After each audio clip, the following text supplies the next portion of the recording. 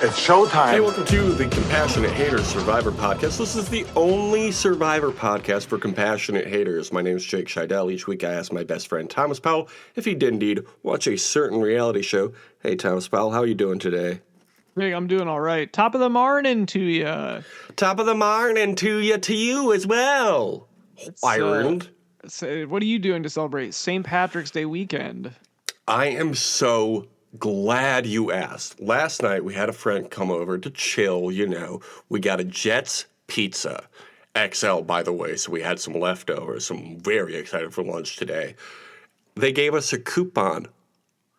$3.17 for a four-corner pizza on Jets. St. Patrick's Day.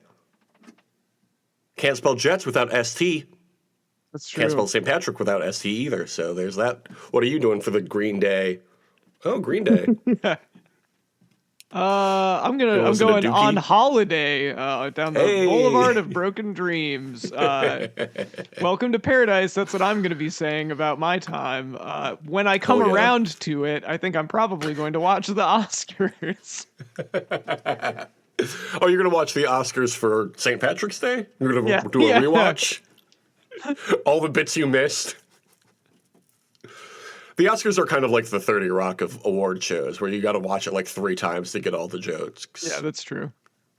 You're not going to get them all the first time. Should have called that show 30 Jokes. Yeah, because there's like 30 of them every single minute. Yeah. I was like, wow, that's so many jokes I got to watch. Well, that's pretty exciting. I'm very excited for St. Patrick's Day, my favorite holiday that happens the week before my birthday. Yeah, I'd say that's true. Yeah. What's your favorite holiday that happens a week before my birthday? What's probably St. Patrick's Day. Good choice. My second favorite day a week before my birthday would probably be Wednesday night, because that's the night that Survivor comes back on, Thomas. Did you watch Survivor 50 in the hands of the fans last night? Jake, you better believe I did. Nice. As did I. This week's episode was called, it was actually a question that I'm going to ask you as well. Did you vote for a swap? I did vote for a swap, I believe. I genuinely don't remember. I like tribe swaps. I think they're good. I think tribe swaps on a cast of 3 tribes is good. And I think a swap on a cast of 2 tribes can also be good, but I think given all of the seasons we've watched, we have found that seasons with 2 tribes that do not swap make for more interesting merge. Is that true? Yeah, maybe. Okay. As I was saying it out loud, I was like, I don't know if that actually makes sense. Whatever. The show is good, is my take. Overall, I'd say it tips more toward good than not good. Yeah. I've been enjoying this season. Yeah. We start off on the Sela tribe. Rick Devens is such a dad in the seasons. I'm loving it. Rick Devens talks about how they played their little fake idol at Tribal Council and compares Christian to Charlie Chaplin and himself to Frank Ocean. Yeah, I love this so much. You know, from the Ocean's movie, yeah. Frank Ocean? Ocean's 11, Frank Ocean. Imagine Odd Future presents Ocean's. How many people were in Odd Future? 11 probably. That makes sense to me. That's why they were called Ocean's 11. I would love if somebody did like a fan cam of him where he says that, and then it's like thinking about you or something like that of him doing stuff. That's so good. Okay. It just says past members. Yeah, because they're not around anymore. 2007 to 16, then again in 2018, then 23. Like, come on, y'all. The original members were Tyler the Creator, Casey Veggies, Haji, Left Brain, Matt Martians, Jasper Dolphin, Travis Taco Bennett, and Sid. Ocean's 8. Do we include the other? Oh, we have to include the others because that's when Frank Ocean comes in. Brandon Deshay, Pyramid Ritra, Domogenesis, Yeah.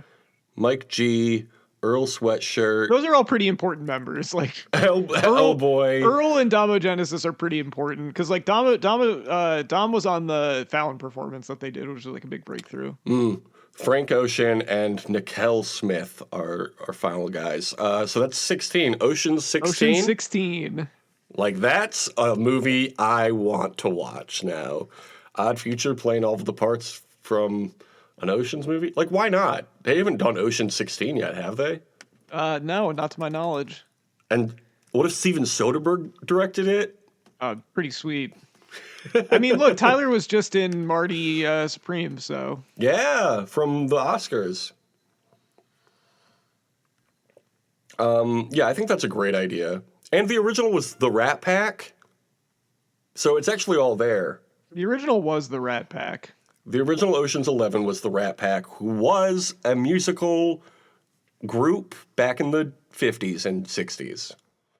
Yeah, the Rat Pack did the song Rats, Rats, We Are the Rats. Birthday bash. Michael, It's your birthday today. Cake and ice cream is on its way. And Michael, you're such a good boy this year. Open up your gifts while we all cheer. Rats, Rats, We Are the Rats. I love that song, and I'm proud of Frank Sinatra for writing it. I will be honest, I did get distracted looking over the Ocean's 11 1960s version Wikipedia page while you were doing that song. Okay. It's a cool poster, I'll be honest. Okay, the new intro for Survivor 50, looking pretty good. Did you see who's producing these? Yes, Scott Duncan, Tim Duncan's brother. Tim Duncan's brother. How did I never know that there was this connection? That's what I thought too. I was like, it's crazy that I didn't know this. Feels like right up our alley. True Mail, it was so good. I just want to say, that intro, they really put a good amount of effort into that thing. Mm-hmm.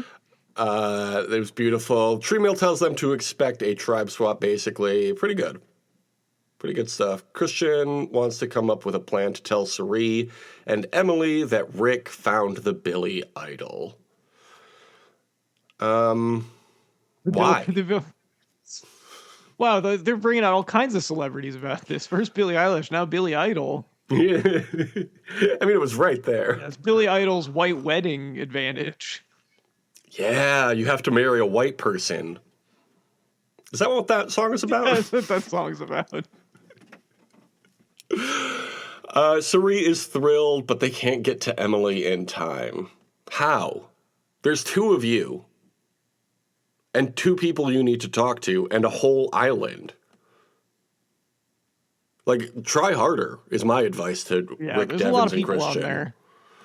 Oh, Ozzy was nearby. Okay, Ozzy's stupid. Yeah, I don't want to hear it. Tell Ozzy to go catch some fish. I don't want to hear your excuses. I'd be happy to. Does Ozzy have kids? I don't know. Somebody look that up for us, please. I feel like Ozzy as a dad would be something I would be interested in seeing.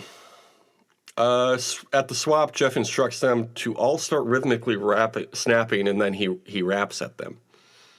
I think this is what you were referencing when you said the worst thing that Jeff has ever done. Yeah, I did not like this. It made me pretty upset. How would you have reacted if you were on the island when that was happening? I would not. I would be frowning. I would not be clapping and snapping.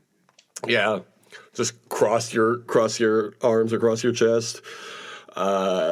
Very, very upset looking. I would do that as well. This was pretty bad. I think he should be forced to retire after doing this. That's it. I don't make the rules. I just enforce them.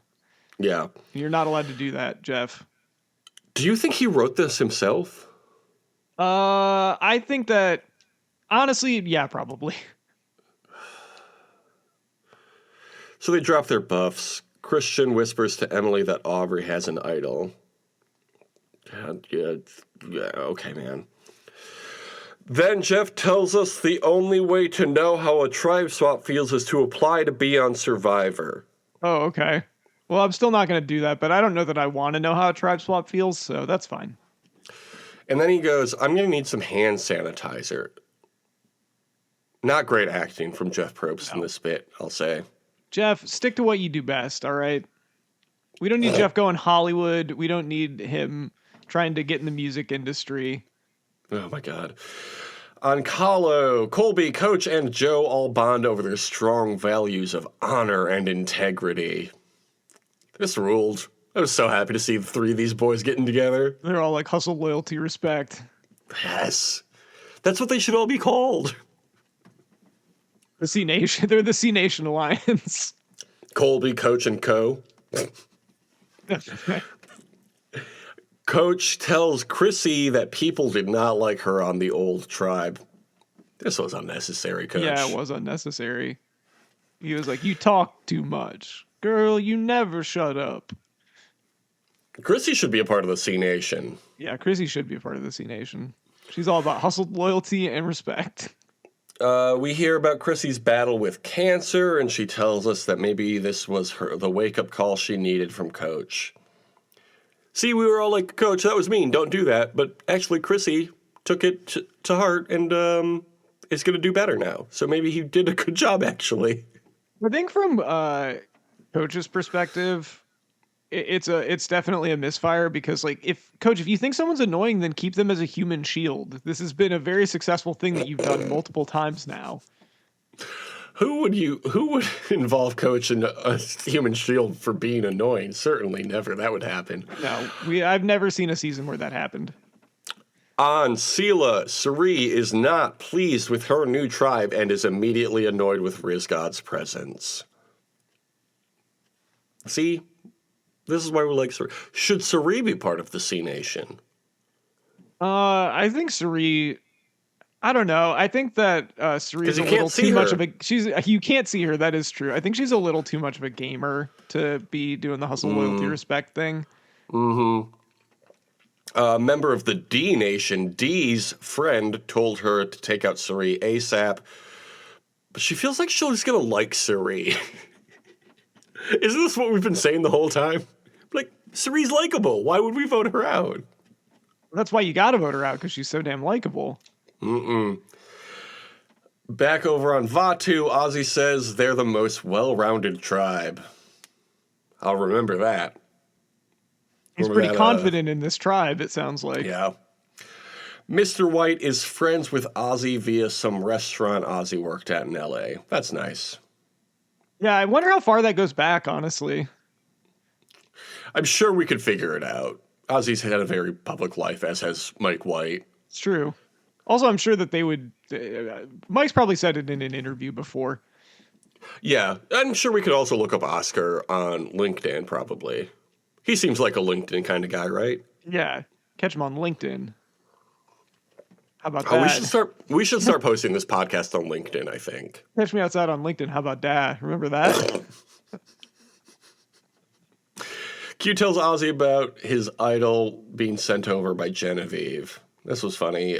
Q is ready to take out Angelina. A lot of Q this episode. A lot of Q this episode. Probably for no reason. I looked up Q, the Star Trek guy, because I wanted to see his...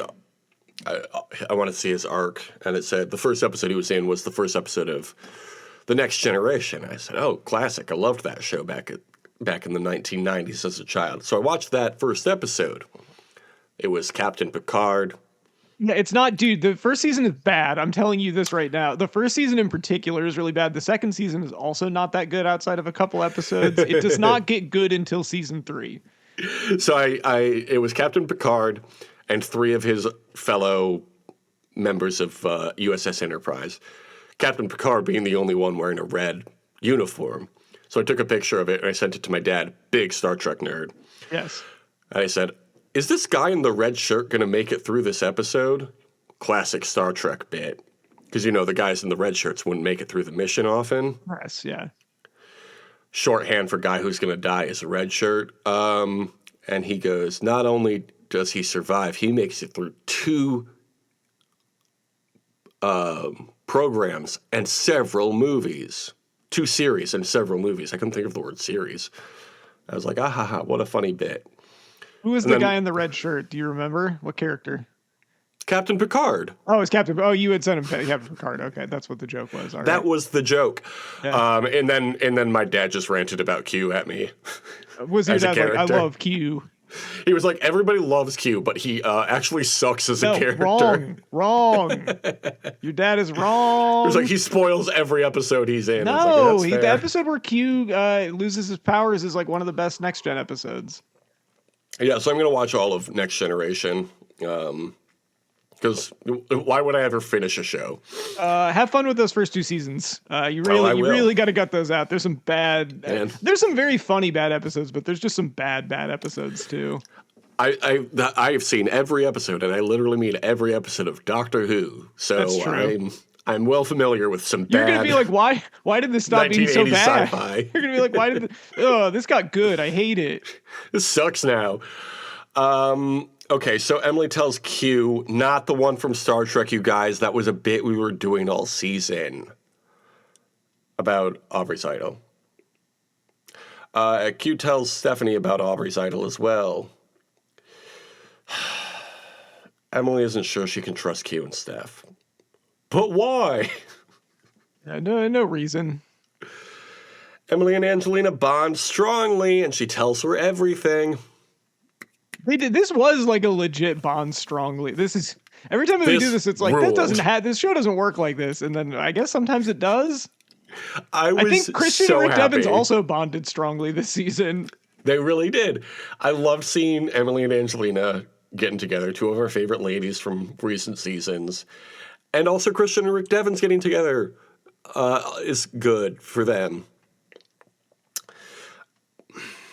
I have nothing against either of them. I just feel like Rick Evans has had too many chances. Yes. This just in. We're haters on this podcast. Emily tells Christian she fucked up and told everybody about Aubrey's idol. But really, maybe Christian is the one who fucked up in telling Emily about the idol at the last possible second. Yeah, that's not smart. Maybe you should have been a little more patient and figured out a different way. Since you ended up on the same tribe anyway. And also, like, what are the chances that somebody else who also knows about the idol could have ended up on the tribe with Emily as well, right?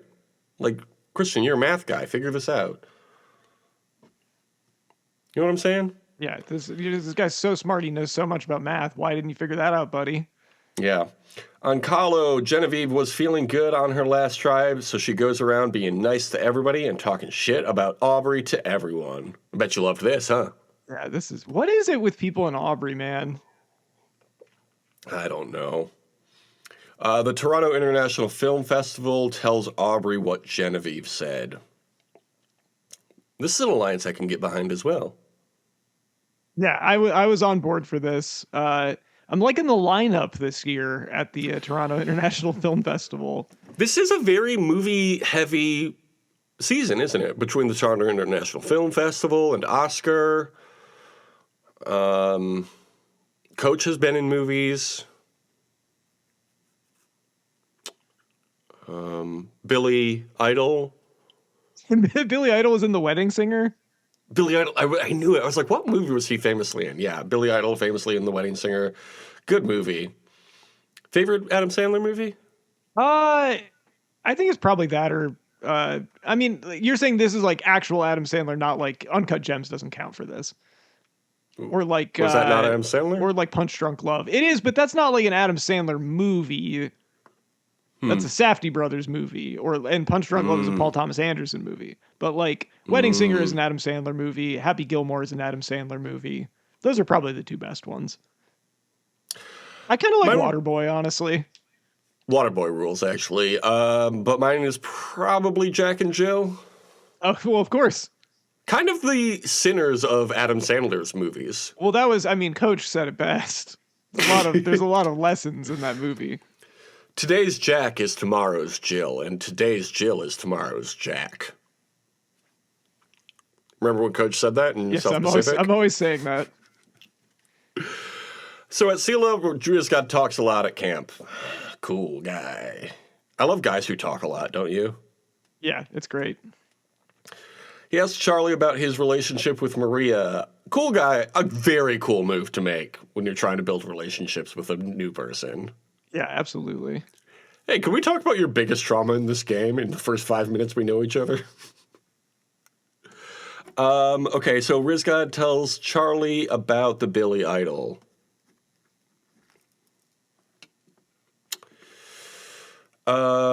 Which is funny because they're both millennials, even though he was part of the Gen X Billy Idol, Generation X, right?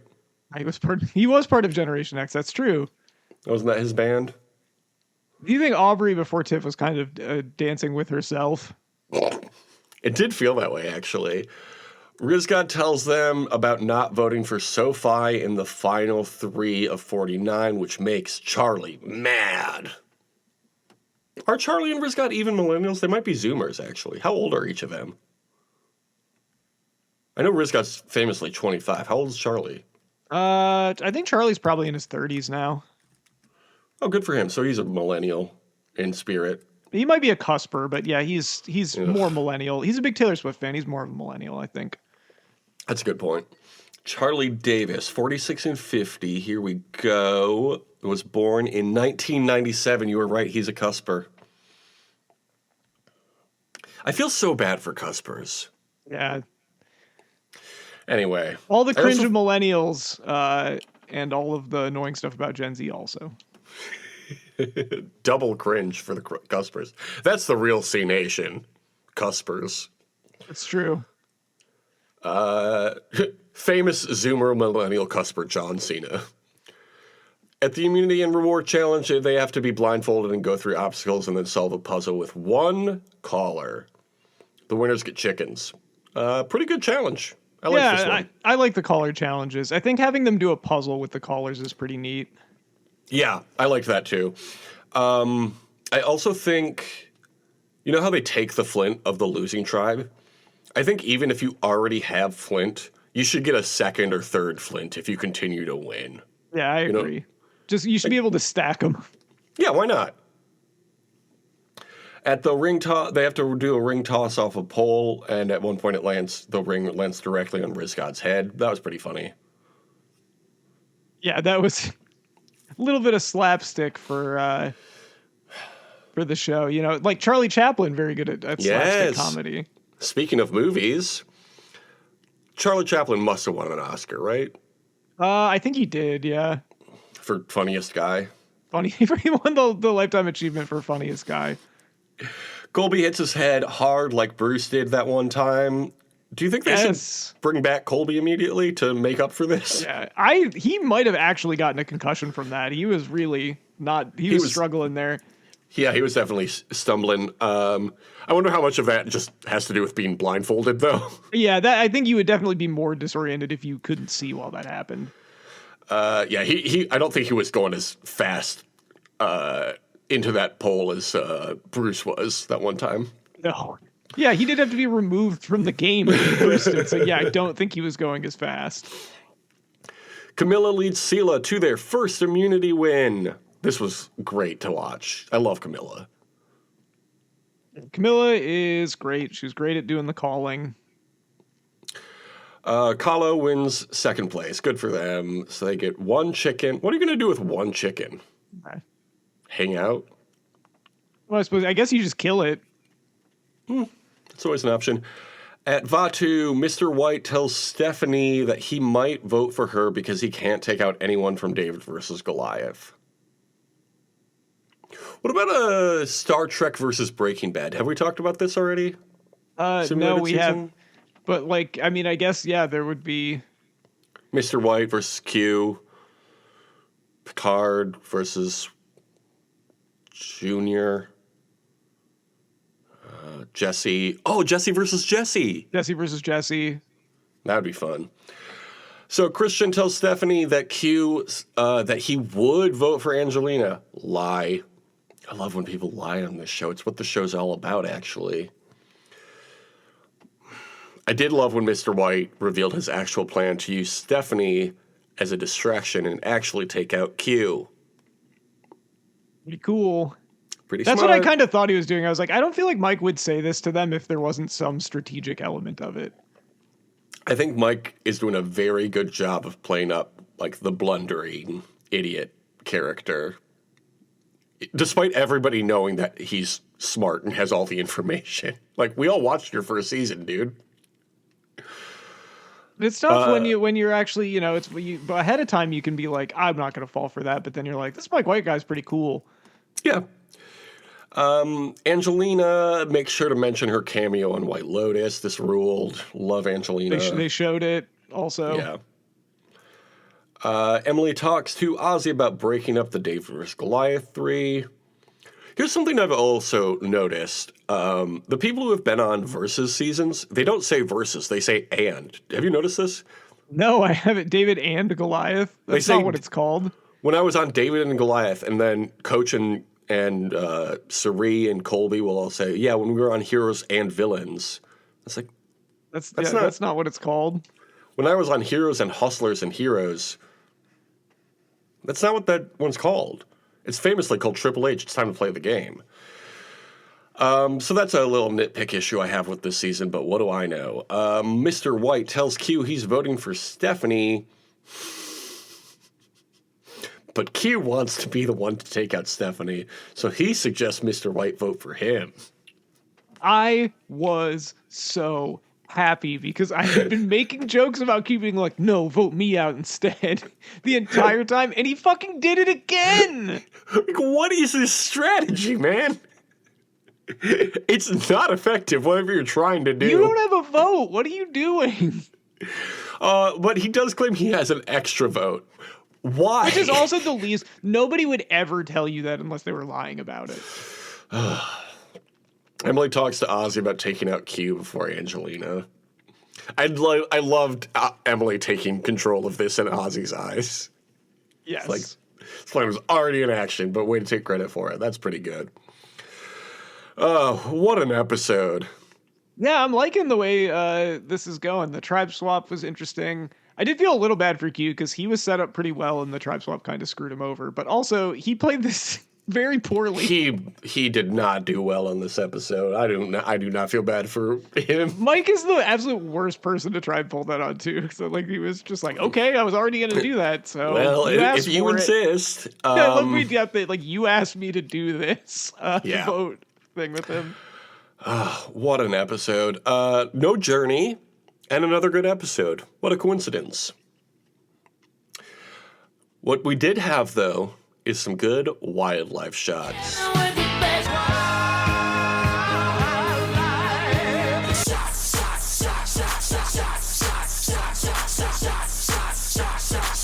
We got iguana, we got sharks, we got fish, and we got another shot of your son, Roland the Bat. What can you tell us about Roland the Bat? He's getting up there in years. Keep rolling. He's big Jan 6 guy now? Is that what you're implying? I know I be loving this shit right here. Yeah, Roland the Bat, he is a bat and he is my son. All right. So 8 years are going on this bit. Same update as always. Perfect. Like, is he graduating high school at any point soon? Or middle school? Or I try not to smother him, you know. I want to let him live his life. You don't want to be a Heliar parent. No, I don't want to be a Heliar parent. At Tribal Council, Jeff asks about the fans voting creating uncertainty. I guess, man, whatever. Angelina talks about her life experiences since last time playing. She's actually more mature this time. Did you take her at her word this time? Classic Spencer game. I'm really nice now. Christian interrupts Mike White's metaphor, which Jeff loves. Stupid. Yeah. Jeff points out that Ozzy is winless in Survivor 50. And Survivor in a whole, you know what I mean? Yeah, everyone knew that. Emily points out how most of them will be voted out given the nature of the game they all signed up to play. I really appreciated Emily saying this. It's like, yeah. It's true. Only 3 people don't get voted out. At best. Or I guess 4 because the fire making, but... Oh, God, yeah. I always forget about that. But maybe with the fan vote this time, it'll be different. They'll be like, oh, you don't want to do you don't want to do Final Four? Okay, it'll be a Final Five, Final Tribal Council. It's like, well, We're okay. Gonna be like, you all draw rocks. You said you didn't want fire making. This is what you made us do this. Yeah. So they all go vote. And Mike White lifts up his phone and goes, you told me to do this.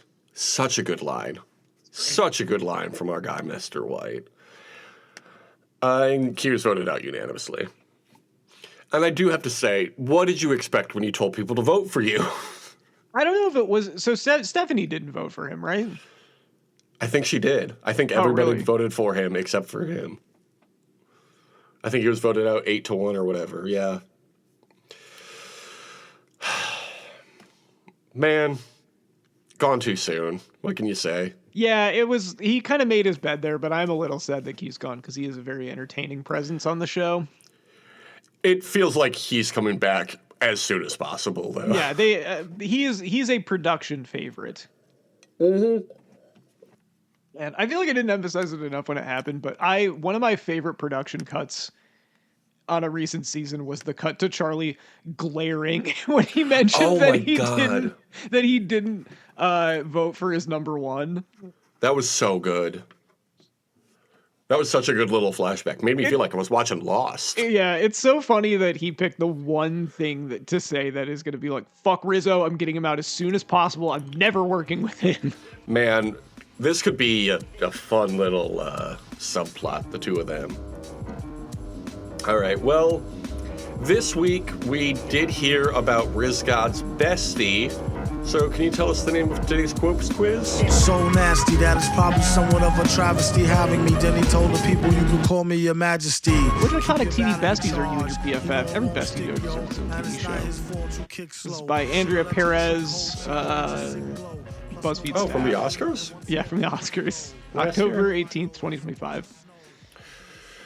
Every friendship has its own little niche. Maybe you and your bestie are the codependent pair who text 24/7, or maybe you talk once a month but still read each other's minds. Whether you're partners in crime, built-in therapists, or polar opposites who somehow make it work, I'm guessing you and your best friend deserve to star in your own TV show. Oh, that's fun. The question is, which one? Take this quiz to find out which iconic TV friendship best captures you and your bestie's unique bond. In one word, how would you describe your relationship with your best friend? And then it's the two guys from Just Joey. Yeah, it's Just Joey and Chess Chandler. That's their names, of course. Okay, in one word, how would you describe your relationship with your best friend? Balanced, effortless, comedic, unbreakable, intense. I would say effortless. I would say effortless, yeah. Pretty chill most of the time. I feel like we're going to end up answering most of these the same. Yeah. Well, I mean, that makes sense, but sure.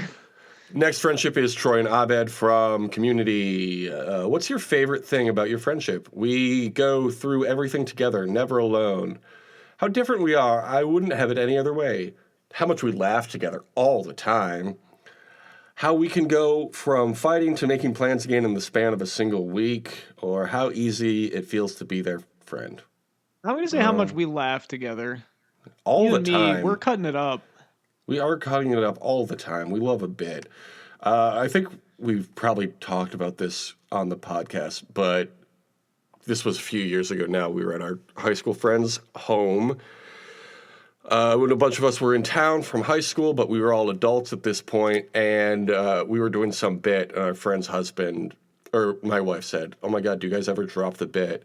And our friend's husband goes, "What? Have you ever met them?" "No." Yeah. Thanks, guy. Thanks for recognizing us. Okay, I don't know what these next best friends are from. They look like they're from the Disney Channel. What's you and your best friend's communication style? Do a podcast once a week. We can go days or even weeks without talking, then pick up like nothing happened. We're in constant contact, even though there's nothing new to say. We somehow managed FaceTime for hours. No, I think we're both anti-FaceTime for the most part. Yeah, I don't like that. We gossip, laugh, argue, make up, and text each other long, dramatic essays. Almost never. No, I'm glad that neither of us is a bit like, I don't like having conversations via text. Like, rarely do we text each other more than 5 words at a time. Yeah, like I'll text you, like, if something's on for Survivor, or there's like something that I think is funny or something like that. But yeah, we're it's not a primary mode of communication for me. We roast each other through memes, sarcasm, and inside jokes no one else understands. Or we're in totally different things, but we listen to each other rant and talk about them over takeout.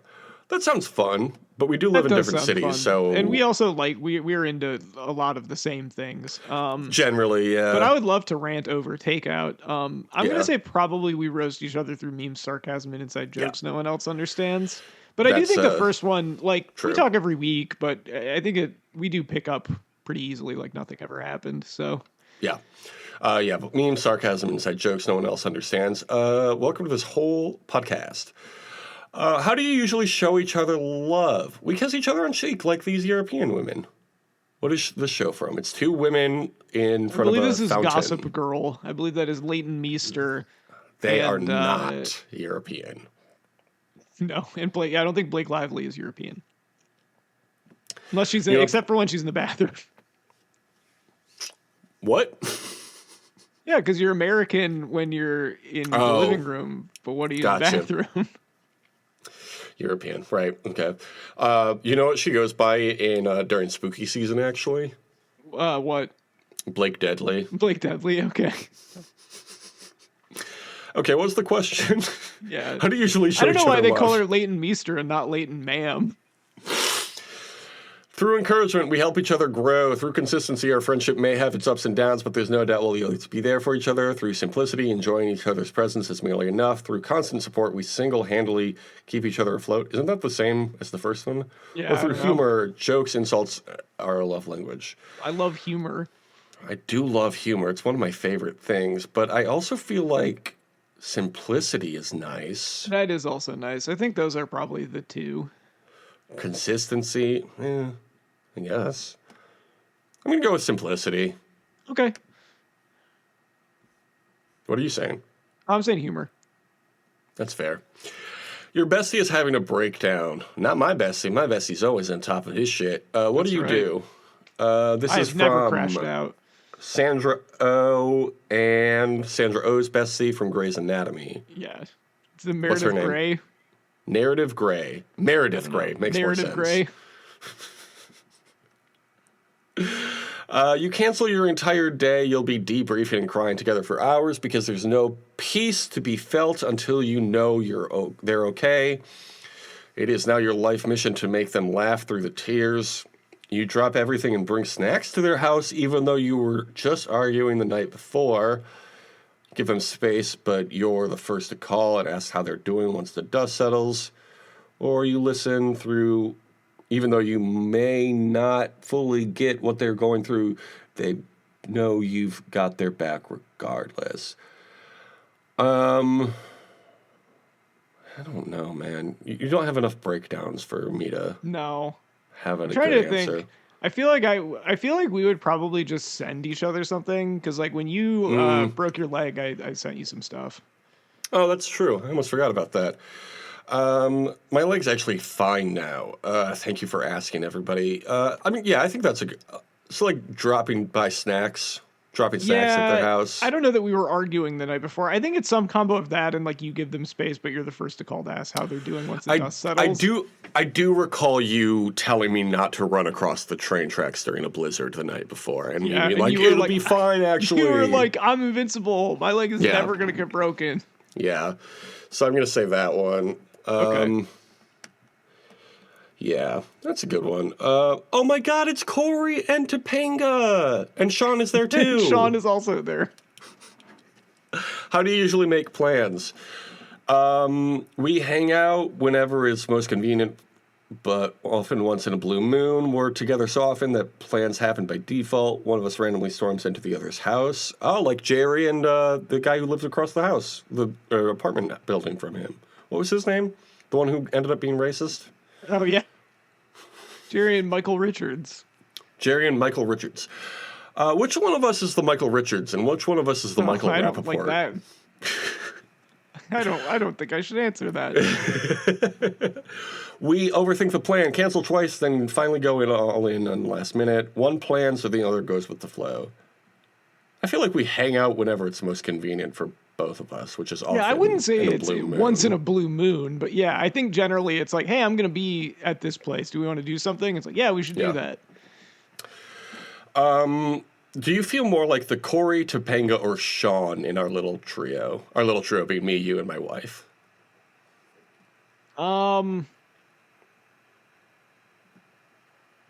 I feel like I'm definitely the Topanga of the three. I'm the Corey, Ariel's the Sean, 100%. Yep. Corey and Sean got married. Oh my God, speaking of the Boy Meets World universe, you start a podcast together. What's it called? And it's a picture of Sabrina Carpenter and her bestie, Corey and Sean's daughter. What was her name? Miss Matthews. On Girl Meets World. Girl Meets World. That's what that show was called.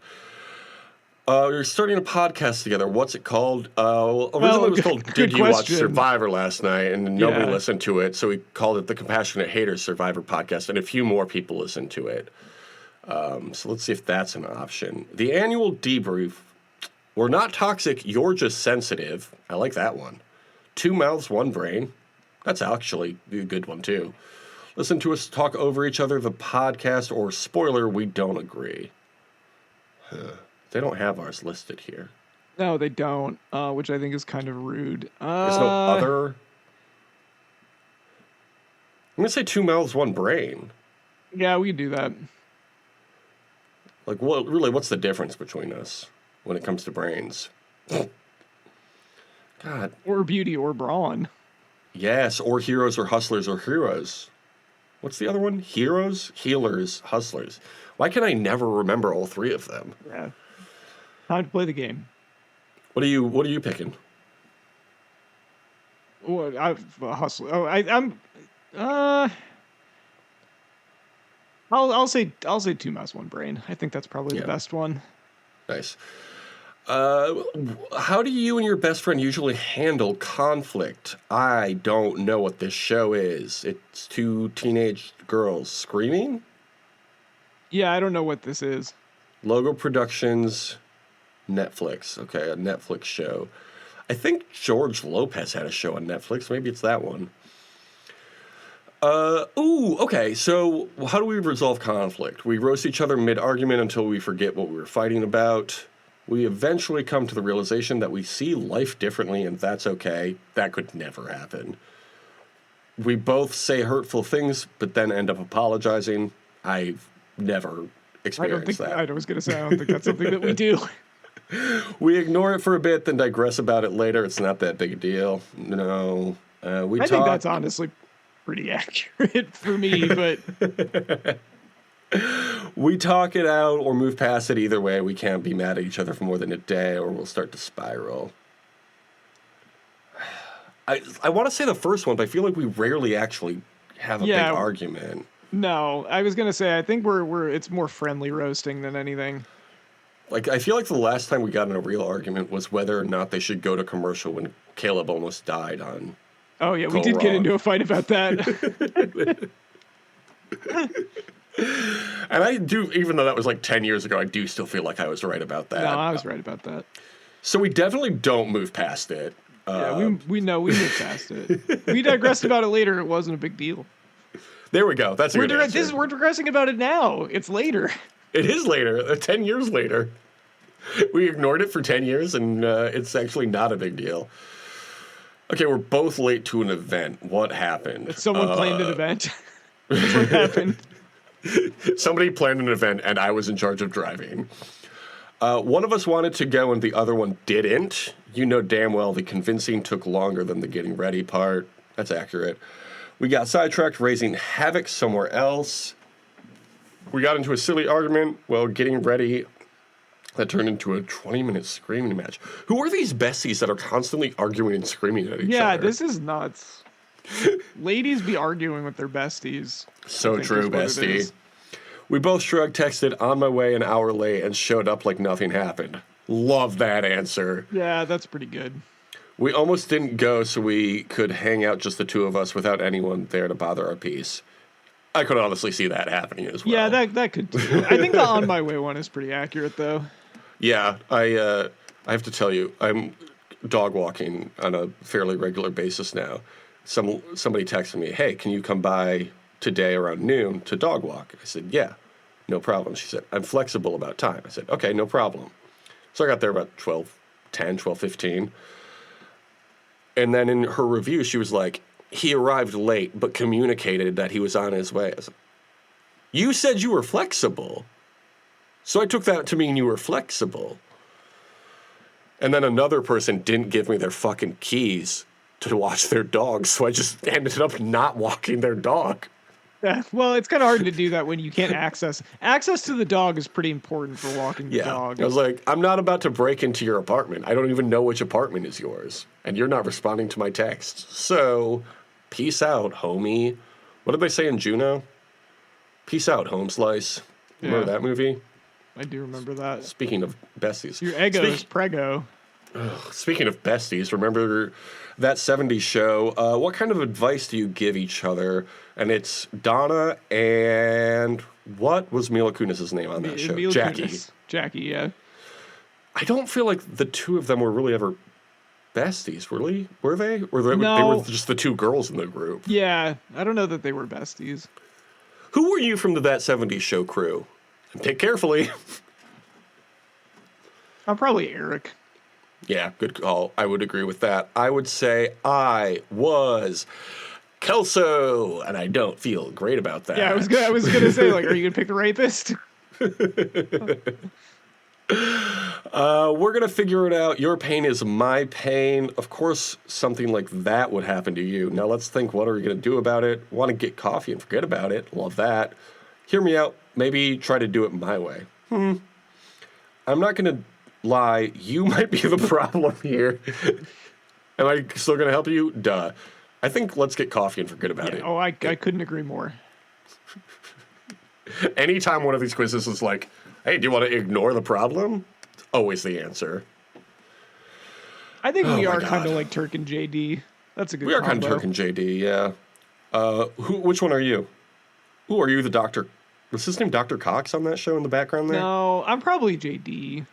I think you're more of a Turk. That's nice. Yeah. I'm the one with more flaws. That's a wild thing to say to me. If you both got stranded on an island, oh my god, like on Survivor or our favorite movie, Send Help.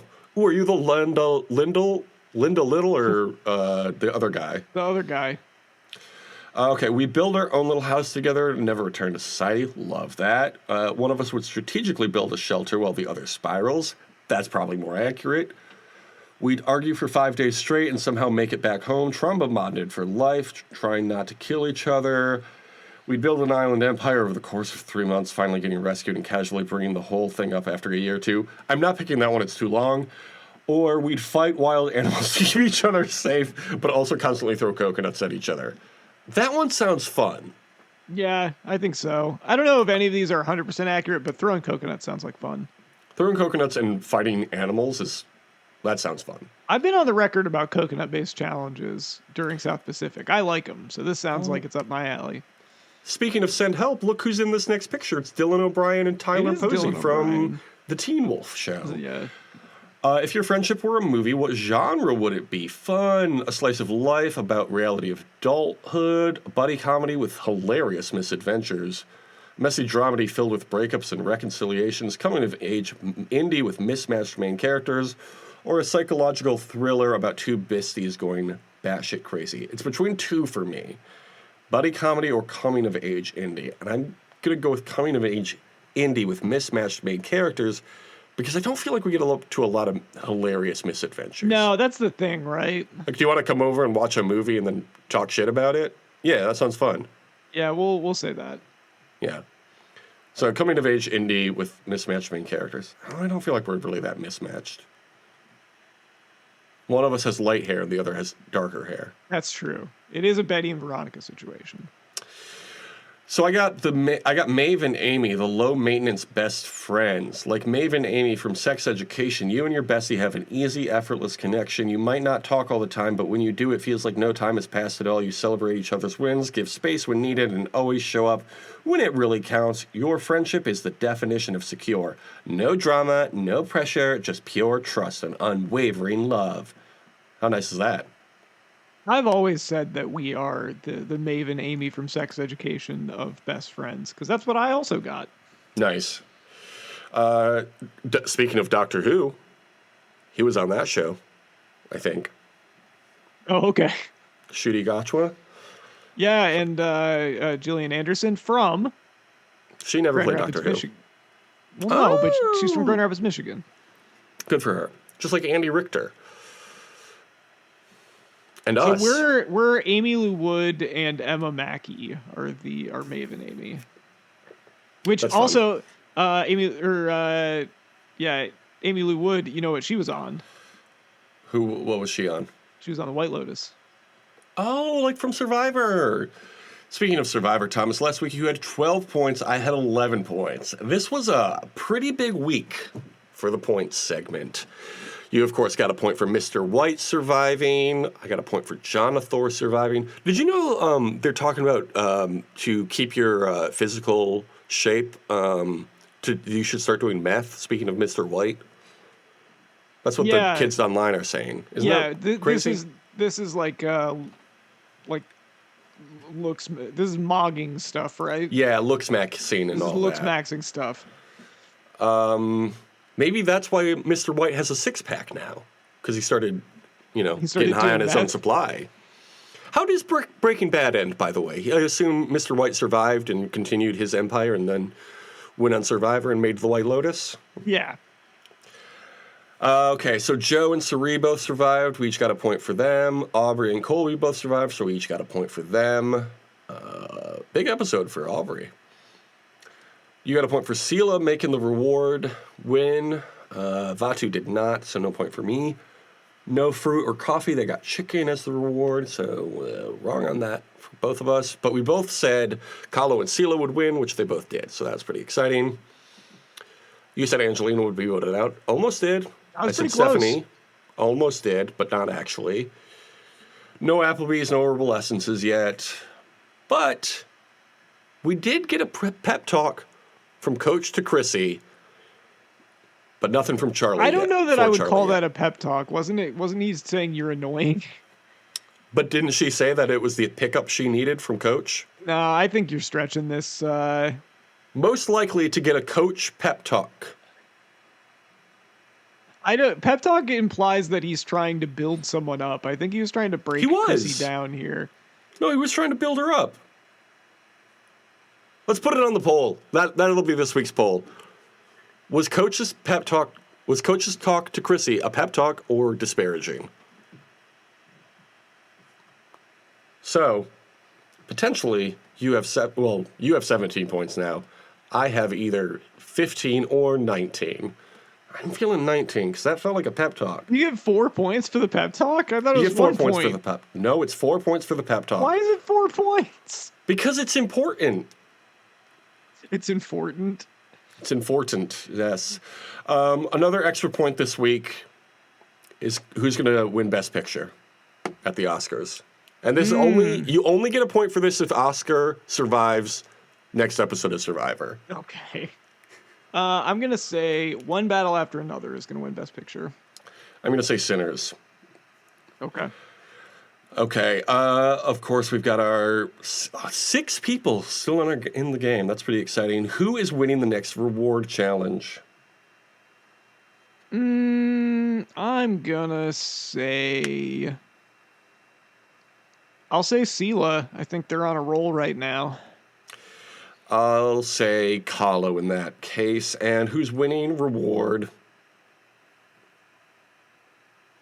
I'll say... Are you saying so? The first one was immunity, and we're doing reward now? No, who's winning reward? We just did. What will the reward be? Did I misspeak? Yeah. Maybe. I will say the reward this time is. Oh God, yeah. What are they gonna do? Okay, I'm gonna do a little cheating here. I'm gonna look up what they won in Survivor 40 on Winners at War episode. What episode are we on? 4? Mm-hmm. Okay. Yeah, I'm gonna look up what the reward was while you figure something out. Ooh, maybe they won fire tokens. Wow, that'd be so cool if they brought them back. I'll say hamburgers. Oh, that would be great. Okay, I'm going to say, man, they really love to put on a lot of quotes. Somebody did like a whole transcript on this fucking wiki page for Winners at War. Do you think that's a cool thing to do?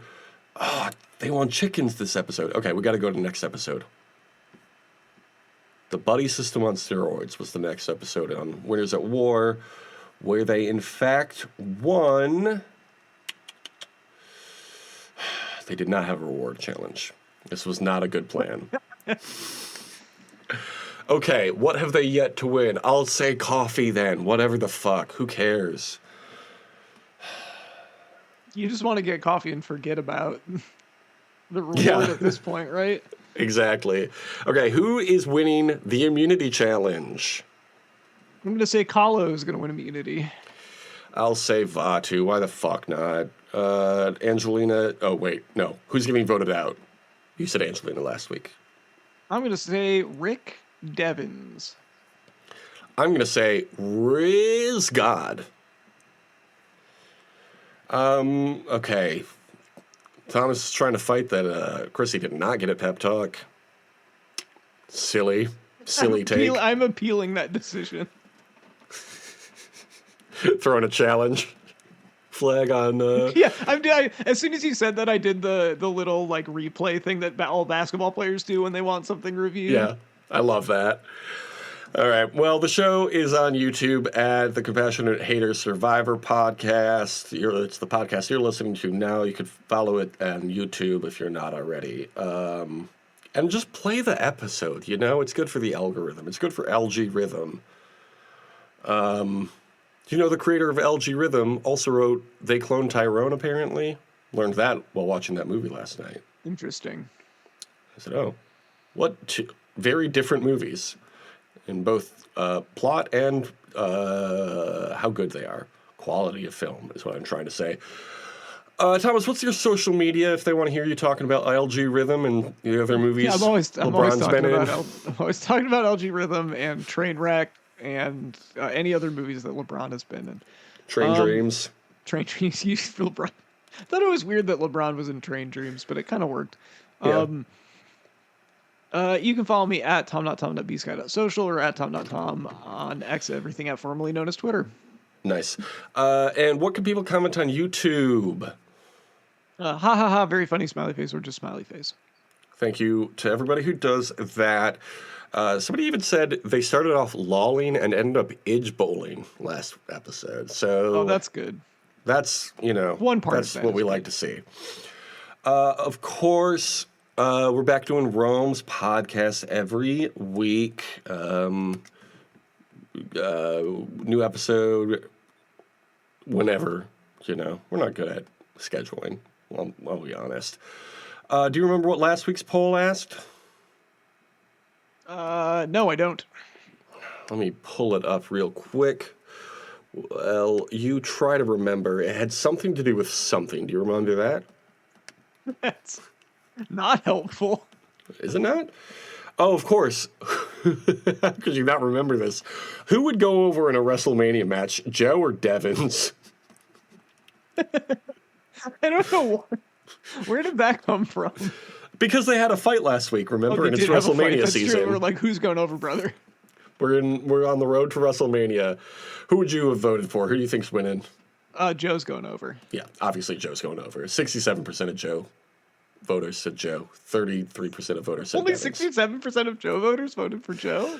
We did it, Joe.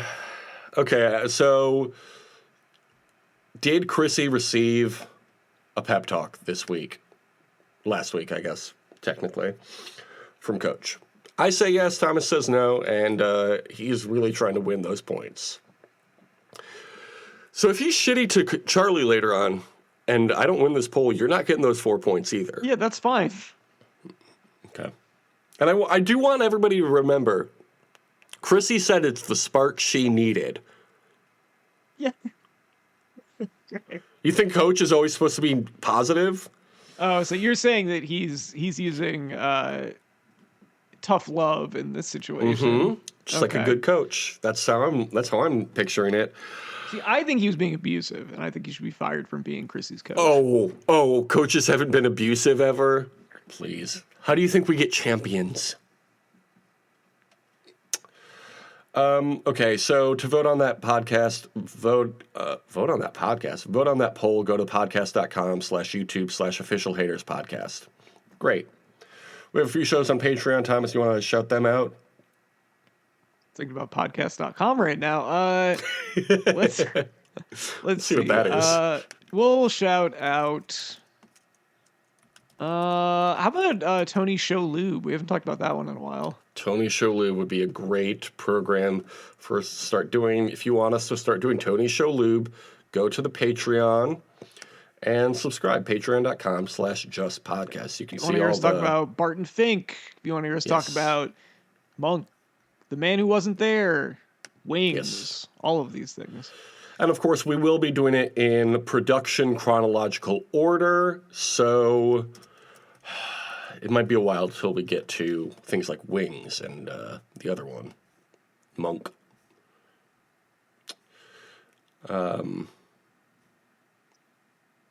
Oh, you know what? He actually started at the American Repertory Theater in Cambridge, Massachusetts. So we're going to have to figure out where see if to they have get any the archive film tapes. Of that. Yeah. Gonna have to reach out to them. First film was Heartburn in 1986, although some scenes were cut. So I guess we'll just have to watch his scenes. He was also in The Equalizer, a 1986 television program. Is that based on the Denzel Washington movie? Or vice versa? Yes, apparently it is. Wow, I didn't know there was so many Equalizers. Yeah, there's 2 shows and a movie. Yeah. And several movies, I should say. Yeah. Okay, do you think they'll ever do like a Karate Kid thing where all 3 of the Equalizers come together? This guy from the 80s version, Denzel and Queen Latifah.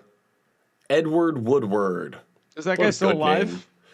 No, sir. They can recast it. Yeah, they do that shit all the time on Doctor CGI Who. version of him.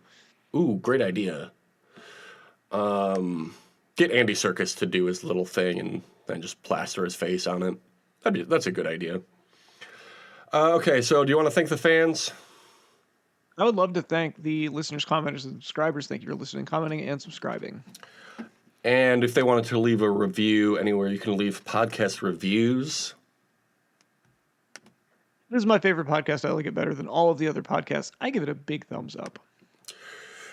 All right, we'll be back next week with the next episode of Survivor 50 in the hands of the fans. And I will tell you, this whole time I've been waiting on podcast.com to load, has yet to pop up. So wow, it's a real shame. It might be a website that doesn't exist. You got to jump on that. We got to lock that domain down. We'd be sitting on a treasure trove here. You know what does exist, though? It's a little man named Coach Wade. And this is his year. Yod's Coach. Have a great summer. Deuces. Yod's Coach. Nice. Y'all see.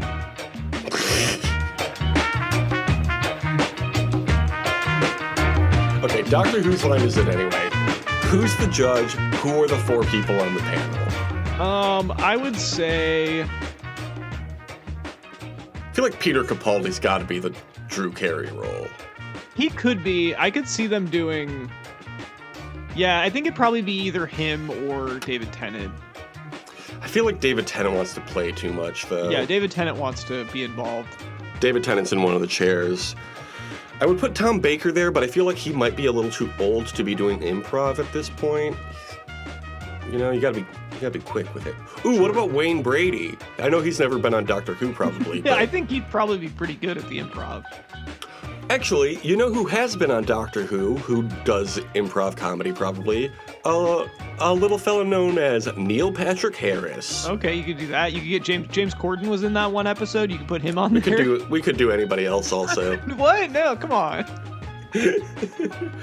Oh, Catherine Tate, of course. This is all just David Tennant and his friends, I think. Catherine Tate, you could have Kylie Minogue could be on there because she's been on Doctor Who before. Oh, that would be fun, yeah. She was on the Spaceship Titanic one that they did. Okay, so I think we got our 4 people. Kylie Minogue. What is Christopher Eccleston? I think you could have him judge and just be like very hard to please. I feel like Christopher Eccleston still wants nothing to do with Doctor Who anymore. Yeah, because he's like a real actor. Oh, Jodie Whittaker, of course. That's what we got to get in there. You get Karen Gillan she'd probably want to do some of the improv. Yeah, so it's sounding like we're gonna have to do a whole season of Doctor Who science it anyway. Actually, can't limit it to 4 people. So, yeah, tell Drew that this was a good idea, actually. I'll let him know. I'm sure he'll be thrilled to hear that. Did you know that from 1989 to 2005, nobody played the Doctor for more than 1 year?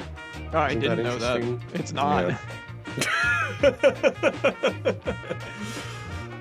Yeah. John Hurt. Man, he would have been great. He would have been. Yeah, it's a shame. It's a shame he passed. Before. Peter Cushing, is he still around? No, he died in the 90s. He's the secret Doctor, you know? He's never on the show, but he still played Doctor Who at one point. Isn't that interesting? No.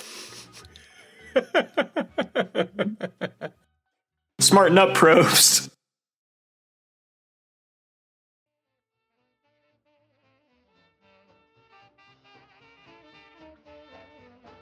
One guy, big Mo, 2 guys, little bitty Mo, 3 guys, 4-eyed Mo, 4 guys, no Mo, 5 guys, eat Mo, 5 little guys named Mo. Do you want to remember 5 guys?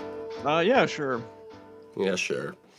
It's, of course, Survivor Sports, news, pop culture, and which is there a theme? Can you find the theme? This is a pretty good theme. Would be smart to do, 5 people named Oscar this week, but we did that last week since it's the Oscars week, but we didn't do that this week because we did it last week and didn't want to do the same theme 2 weeks in a row. You know what I mean? Yeah, I get you. So this first guy is named Marty Booker.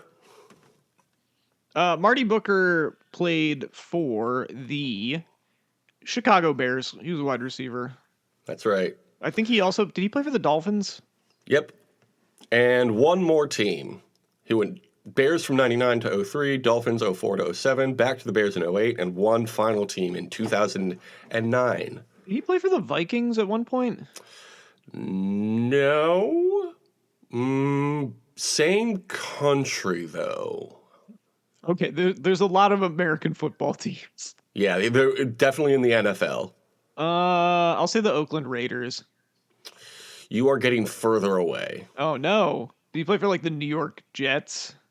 You are going further away the opposite direction. Okay. Did he play for the Dallas Cowboys? You're getting slightly closer. You're further in the south, which is good. The St. Louis Rams. You're getting closer. Kansas City Chiefs. Here's another hint for you. Their basketball team recently got in trouble for a strip club promotion they were trying to do. Oh, so he played for the Atlanta Falcons. He played for the Atlanta Falcons in 2009, too, yeah.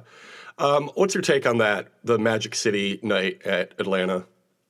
I am very firmly in a contrarian opinion of both sides are wrong. Or right for the wrong reasons. It's I think that people dig in too much on either side of it, where it's you either get people being well, if he's going to complain about if Luke Cornett's going to complain about this, then he should call out all the abusers in the NBA. It's first of all, that's not going to happen. Second of all, that doesn't mean he doesn't have a point. And then on his side, it's little Christian-y for me. But it is an exploitative industry. So that's where I'm at with it. That's fair. I think it would be fun if they went all in on it, though. So that's my take. More Yeah, fun. I also think too. It is a little like I understand that it is like a Magic City is like a known thing in Atlanta, but like Right. women do like the NBA. I do think maybe not having a strip club theme one is not the best. And you're telling me women don't like strippers. Yeah. Also, kids like the NBA. And kids don't like strippers. Kids love Interesting. strip clubs. It's true. Our second guy is Pat Cusack. Did Pat Cusack play Survivor? Yes, he did. Do you remember which season? No, I don't. He was on David versus Goliath for a whole one episode until he broke his back on the boat coming back from a challenge. Man, I might need to. I haven't watched that season in a long time. I might need to rewatch that. It's a good one. It's a good season. Mike White's on it. Michelle Schubert is our third person, excuse me. Michelle Schubert, I believe, also played Survivor. Yes, she did. What season? Is this Michelle that won? No. Go Wrong? It's a different Michelle. No, this is a different Michelle, but similar era. Their first season. Was she also on David versus Goliath? She was on Millennials versus Gen X. Okay. She was the fourth person in the Figtails Alliance of Figtails, Jay and Michelle. I think it was the four of them. Our fourth guy is Jeffrey Sciullo? Sciullo. This sounds familiar. I don't. You might know him better by his stage names, either Elias or Elijah. Oh, okay. So this is Elias from WWE. Walk with Elias, yes, of course.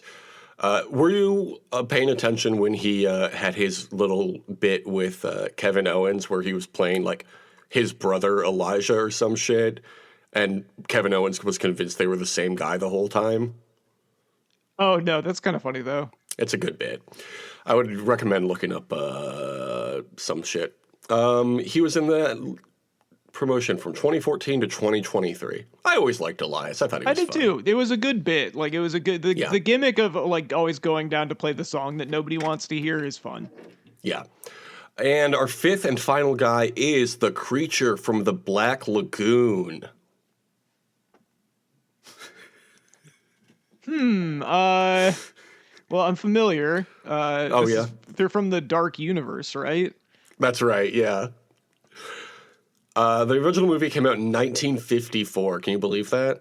That's crazy. Also, I think it would have been funnier if instead of saying when I said that, you should have said no, they're from the Black Lagoon. Good bit. Okay, do you remember understand what all five of these guys have in common? I'll give you a hint. The theme, it's actually making up six guys, despite this only being five guys you're remembering.